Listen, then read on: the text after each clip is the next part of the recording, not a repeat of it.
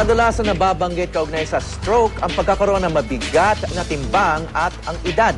Pero hindi sa lahat ng pagkakataon. May mga hindi nga matanda ang nagiging biktima ng stroke, tulad ng yumaong rockstar na si Carl Roy. Ang mga kaalaman tungkol sa stroke ang ating pag-uusapan kasama si Dr. Alejandro Diaz, isang neurologist at stroke specialist. Magandang umaga, Dr. Diaz. Magandang umaga, Howie. Yeah, ano ba ang stroke? Ang stroke is yung tinatawag na sudden na nawawala ang function ng isang part ng brain natin. Pananalita, pagtingin, okay? Motor, okay? Dulot ng pagbiglang pagbara ng daloy ng dugo o pagputok ng ugat, bleeding. So sa brain, Sa brain yan, kasi okay. madalas na-associate sa heart attack. Yeah, ang stroke, kadalasan kasi ng araw, wala kasi masyadong mga neurologists. Akala ng stroke ay heart attack. No, ang stroke ay tinatawag na brain attack. Brain attack ang stroke, okay. So wala itong connection sa heart. Meron din. Itong sakit One na of to. the possible causes ay yung heart condition. Okay. Pero pag sinabing stroke, nangyayari yan sa utak. It's a brain stroke na tinatawag. So, and then may kaugnay din to sa daloy ng dugo, sinasabi nyo. Kadalasan, ang tinuturo ko sa mga pasyente ko na the earliest signs na tandaan nila yung HMB. Kasi sounds like SMB eh. Okay. So, H is biglang hina ng kalahati ng katawan. Okay. M is biglang manhid or nangangapal ang kalahati ng katawan. B is biglang bulol. Note, lagi merong bigla para to connote this suddenness. Okay, ito, sa monitor natin, makikita natin itong mga simptomas na to. No? Bigla ang panghihina, paralysis ng kalahati ng katawan, pamamanhid. Pero sinabi mo, yung pamamanhid, nasa isang bahagi lang ng katawan. Yes, Hindi naman yung buong katawan. Yes, Pagkabulol, labis na sakit ng ulo, bigla ang pagkahilo. So, pag meron kang naramdaman, kahit isang sintomas lang, baka hindi naman madalas na yung sabay-sabay mo mararamdaman, di ba? Yung biglang pagkahilo, kadalasan yung hilo na may kasamang iba. Nangyari parang nabubulol o may namamanhid. So anong gagawin pag naramdaman mo na to? Pagka sinususpecha na siya o isang miyembro ng pamilya ay parang nagkakaroon ng stroke, okay? Dalhin na kaagad sa pinakamalapit na emergency room. Huwag nang dalhin ipila sa doktor. Huwag na mag-antay. Huwag na maghintay sa clinic. Kailangan emergency. It's an emergency. Para ka na heart attack. Bakit importante yung bilis Kasi dito? bawat minuto na nawawala ng oxygen at sugar ang blood supply sa part ng utak na yan, milyon na brain cells ang namamatay. Kaya pala nawawala ng functions. Kasi namamatay yung brain cells na... Correct. So kung yung ugat na yon ay yung nabarahan ay doon sa speech center, mangyayari, magkakaroon ng depekto sa language. Either sa pagsasalita o sa pag-iintindi. Mabubulol siya. O kaya pagka tinama yung motor strip, mawawalan ng function. Yung katawan, mapaparalisa. Okay, ano ngayon na nakikita ng mga manonood natin? At dito pinapakita ko yung ugat ng tao, no? Na over time, as early as 20 years old. So yung normal nasa kaliwa? Nasa kaliwa. Yung kanan, medyo nagbabara na. Yeah, first decade, 10 years old, wala pa. Pero pag pumatong ka na ng mga teenage, 20s, maski teenager, may nakikita namin yan. Medyo laging kumakain ng mga matataba, bulalo, yung mga high in cholesterol, okay? Nag-uumpisa ng tumubo yung yellow streak. Taba yun sa lining ng ugat. So habang tumatagal, decades yan, hindi napapansin. Walang symptom. Nagde-deposit. Okay, so yun din ang sanhi ng blood pressure, no? Kasi nababawasan yung space para doon sa dugo. Sa pagtaas ng blood pressure, ay habang nagkakaedad, nawawala ng distensibility. Hindi nagiging distensible. At maraming causes.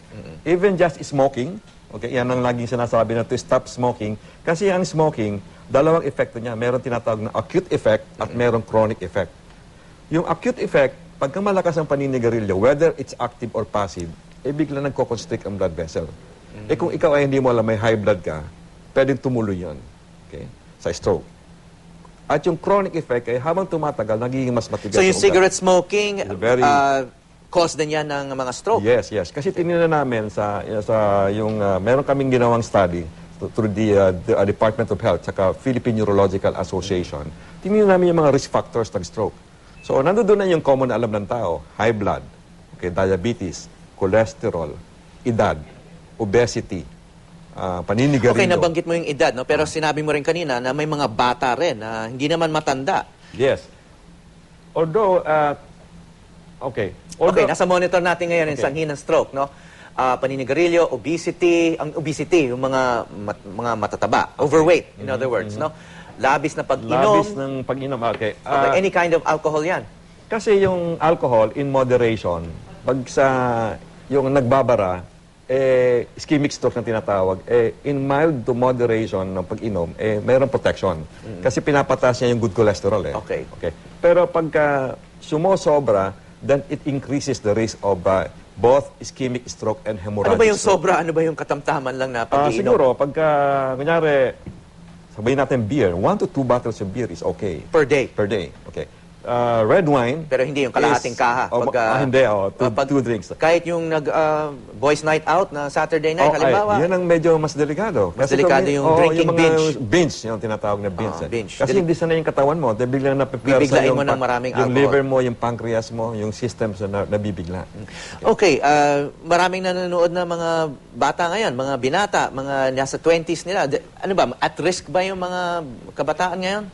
Youths? Kasi nga, sa yung stroke? society natin ngayon, kabaliktaran na nangyari nung araw, di ba? Nung araw, wala masyadong Bisyo. bisyo, laging naglalakad noon. Ngayon, online, nakaupo, okay? Tapos couch potato, may pagkain. So pa lack natin. of exercise is also a risk factor. Lack of exercise, eating processed food. Wala tayong magagawa Everybody, including me, is... Okay, alam pag ko, sinabing processed food, examples? when you go to the grocery, yung mga processed food. Oh, mga hot preserved dogs, food. ganun. Hot dogs, longganisa, and then mostly yung salted food. Kasi kaya kadalasan... Yan pa naman ang hilig kainin ng mga Pilipino. Pag titignan natin kasi diet natin, medyo sabihin natin kargador diet anong breakfast natin? Tuyo, longganisa, may sausawan pa, may patis. Okay? Atlog na maalat. Ang sarap nun Pero yung high salt diet, pagdating ng edad natin, nagpapataas ng blood pressure. Ang Pilipino mahina sa prutas. Pero ang prutas kasi mataas ang potassium. So the higher the potassium in the diet, it lowers the blood pressure. The higher the sodium, tumataas ang So blood potassium, pressure. ang saging, mayaman yan sa potassium, no? Yes. So, ina-advise namin na eat at least 5 servings of fruits and vegetables every day. Pag sinabi mong serving, yung malit lang na platito. Okay. Yung sinaserve na 5 parang servings? 5 servings. Okay. Importante yon. pero iwasan din itong mga sinasabi mo, high cholesterol na pagkain tulad ng yung mga Okay. greasy foods na mahilig ang Pilipino. Dalawang klase kasing fat. Yung good fat and the bad fat. Yung mga animal fat, kalimitan bad fat yan. It's not only bad for your brain, but also bad for your heart.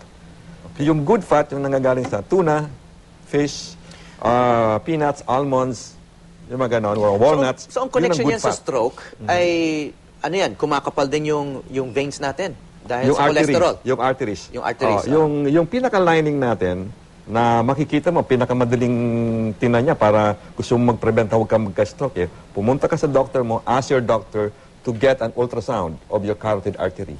Carotid. Yeah. Yung artery dito sa leeg. Screening, carotid lang, yan, scanning na tinatawag. Bakit dito? Makikita mo, kasi napakababaw dito. Pag Madaling in-ultrasound makita. mo yan, pag in-ultrasound mo yan, that is reflective ng ugat natin all over our body. So yung lining natin, dapat di kumakapal. Ay kung iba, hindi lang makapal, may tumutubo ng plaque. So tulad yan, yung yellow na Yan, yan ba, yan ang nagbabara ng daloy Correct. ng dugo. Yan ang tinatawag na cholesterol plaque.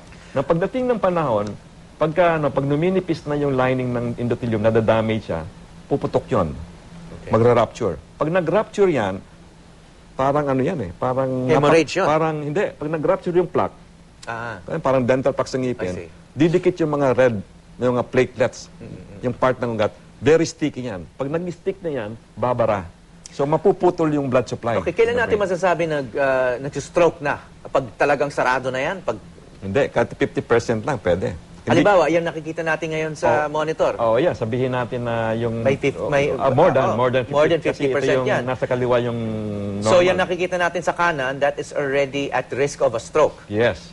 Pero sinasabi nyo kanina, kahit hindi, kasi nakalagay dyan, from 4th decade, no? Sinasabi nyo, kahit 2nd decade pa lang, or in their 20s or their 30s, Although, pwede magkaroon ng stroke. Tama, Howie. Kadalasan kasi, ang sinasabi na sa statistics, pagdating ng age 40, 50, every 10 years thereafter, dumodoble ang risk ng stroke. But actually, nakikita namin ngayon, as early as 20s, 30s, nakikita namin. Why? Kasi, bibihira kasi ang pag wala naramdaman, nagpapacheck ng blood pressure. Napakamura lang.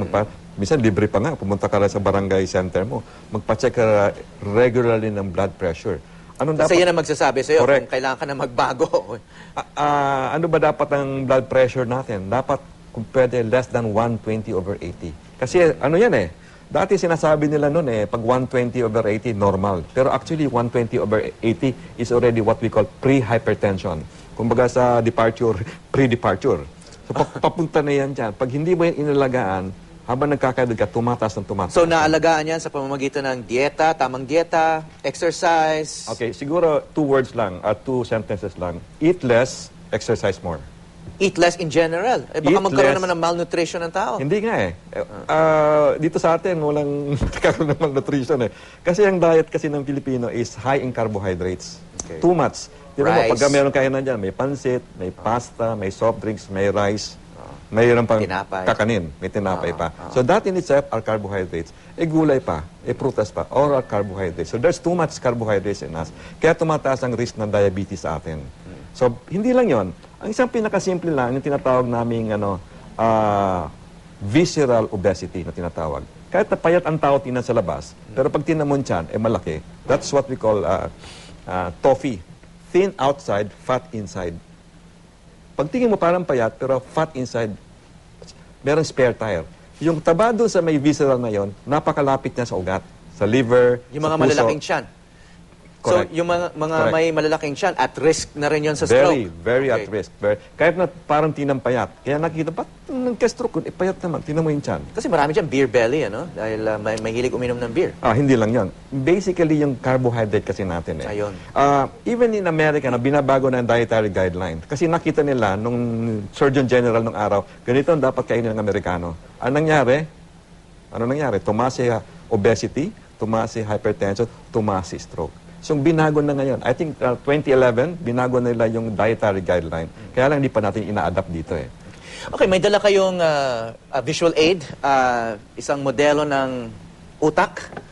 So, ang sinasabi nyo, ang tinatawag na brain attack o stroke, no? Pwede mangyari sa kahit anong bahagi ng utak, kaliwa, kanan, harap, likod.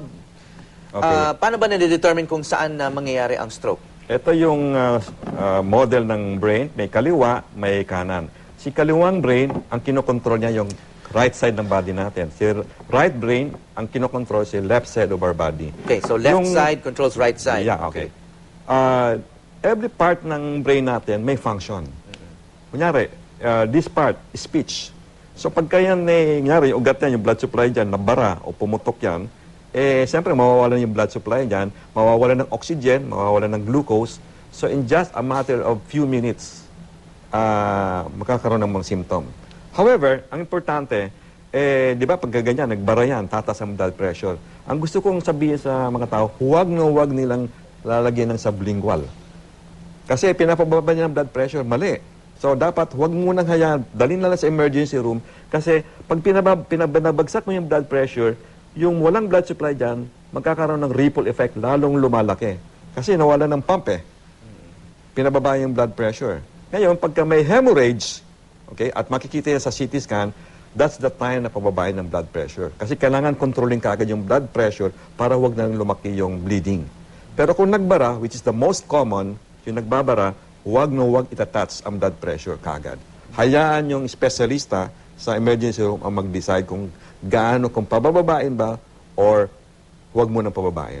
At nalalaman niya very easy, within 30 minutes dapat ang pasyente ay nasi CT scan kaagad. Yan ang pinaka-importante. Huwag ng MRI, mahal pa yung MRI, pero ang pinaka-importante, CT scan. Hindi na masyadong mahal Para ang CT makita scan. mo yung brain, condition, para malaman mo kung nag-hemorrhage ba or nag-stroke na nagbara, nagkaroon ng clot. Okay, so nabanggit mo na yung recovery, ano? Anong gagawin kung magka-stroke, no? So pagkatapos ng emergency, may pag-asa pang maka-recover, no? Ma-recover yung mga functions ng isang stroke victim. May mga 10% na nagkakaroon ng mild stroke, nakaka-recover sila fully. Pag sinabi mild stroke lang. Kaya lang hindi natin mapipili kasi kung ang isang tao magka-stroke, Halimbawa, mild, nung moderate, o nakaraang severe. taon kasi, halimbawa, yung mama ko nagka-stroke nung November, nawala yung maraming function sa katawan, pero dahil sa yung intensive therapy, unti-unti niya nare-recover, no? Nakakapagsalita na siya ngayon. 2 ways. One is through medications. May marami ng bagong gamot ngayon na pwedeng ibigay na pagpapatuloy ng pasyente inumin para tulungan siya mag-restore. Kasi meron tayong tinatawag na neuroblasts. Para itong mga stem cells sa nanggagaling dun sa kalooban sa loob-loob ng utak natin, malapit sa ventricles. Kaya lang kulang sila eh. Kaya lang i-stimulate sila para dumami. So it helps in the restoration. So ito na yung specialty ng restorative Pampabuhay neurology. ng brain cells. Yes. Para, Neuroblasts. Yeah, neuroblasts yung tinatawag. So, Okay. may mga neurotropic drugs na tinatawag that helps in restoring the effect, yung na-damage. Para sa mga manunood lang, yung neuro, N-E-U-R-O, pertains to the brain. Correct. No? But importante, bakit kailangan daling kagad ng pasyente na stroke sa emergency room? Kasi kailangan protektahan. Mabigyan ng neuroprotection naman at maraming gamot yan.